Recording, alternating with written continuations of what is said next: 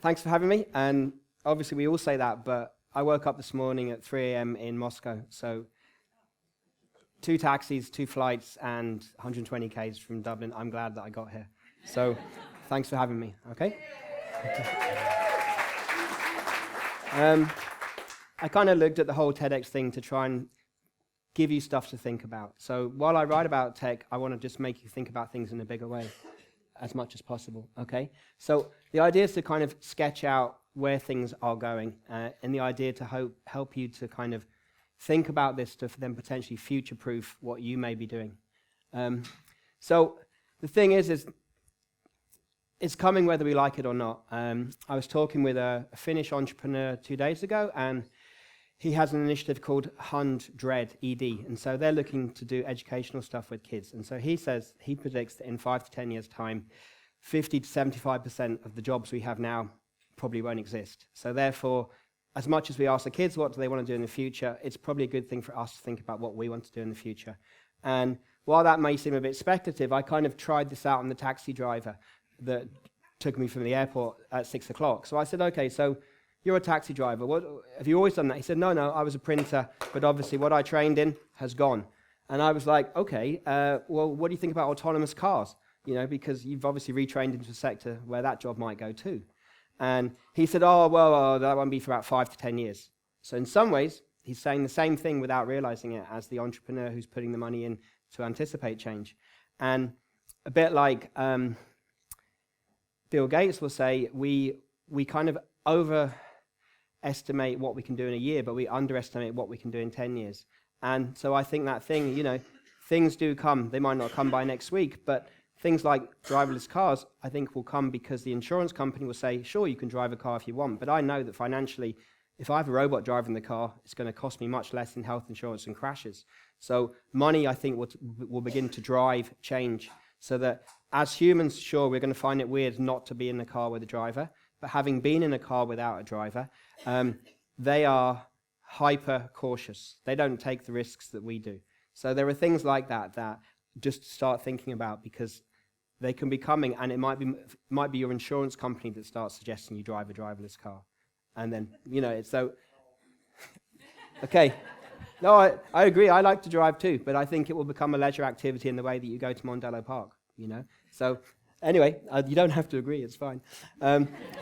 So that's the kind of thing I'm suggesting, that we sketch out that the jobs that we do, are they jobs that could be automated? A lot of good entrepreneurs suggest that anything that you can do that seems replicable, that's the bit that you hive off. You maybe, if you do it well, you get someone else to do it, or you automate it. And, you know, on the other hand, we're all going, oh my God, I've still got to pay the mortgage, feed the kids, the dog, the wife, etc. You know, she always gives out. I know. They all have to be fed.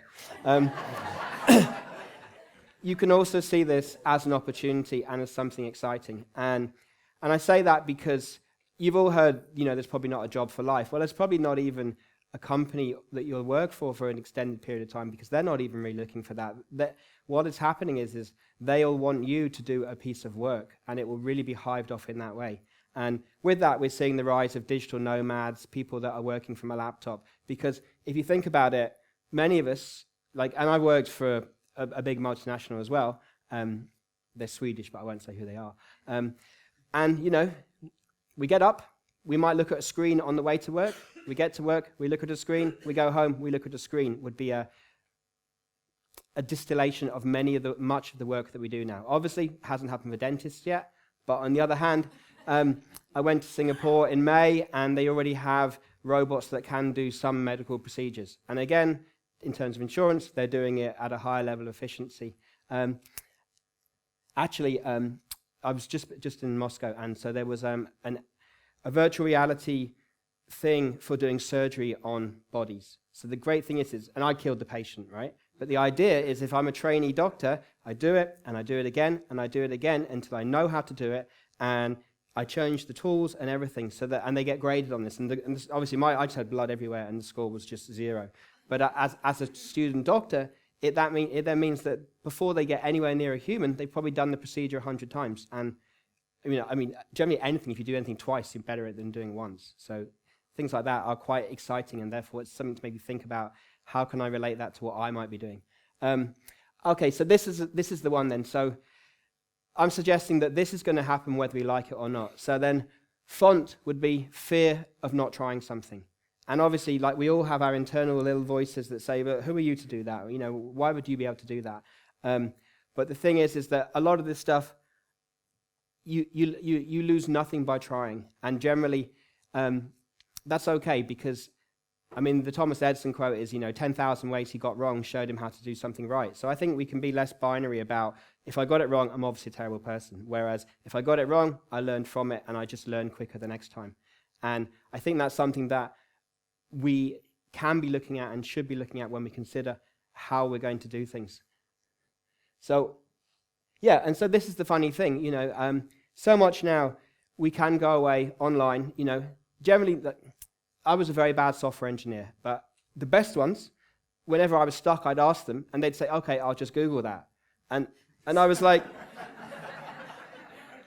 I was like, oh, okay. So, and I really realized that even the best guys, the whizzes, would still go, I'm still going to go and tap into the global pool of knowledge to help reason out why this isn't working. And so that's an interesting one that, generally now if people ask me stuff and I feel that they haven't looked it up first, just to say, well, what have you tried? So that thing, try stuff out first before just saying, I don't know how to do it, because we have this wider pool of knowledge available to us. And that's exciting, and it enables us to start going back to the jobs in the future probably don't have names at the moment. It's the thing, you may begin to make a new thing that you do, which you haven't realized, but you follow your passion. Yeah, so I think it's no harm then to work out. So I'll talk a little bit. We live on an island now, and so I asked my wife, why are we living on an island? And she said, well, I wanted to live by the coast in Dublin, but there's no way we have €1 million. So she kind of put it that way, and I'm like, well, look, I don't mind doing that, but how are we going to make any money? So it kind of worked backwards from, she put it to me that this could be a good idea, and then we worked out how to do it. And I guess that's the thing, that nice stuff follows, and even these kind of things, as well as the writing and writing about tech, we're now also doing other things that have come from moving to the location that you want to be in, opportunities that wouldn't have happened when we lived in Dublin. So that's become surprising and interesting.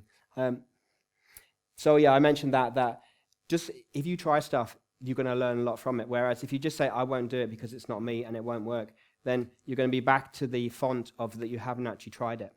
I'm working to 8 minutes on this one. So I wouldn't normally put words on this, and we don't have to absorb the words, but the point of this is this was said 500 BC. So this whole thing about dealing with change, it's always been around. Before maybe as you got eaten by a saber-toothed tiger or something, but it's still, things keep changing. Time's up. Perfect. Thank you very much.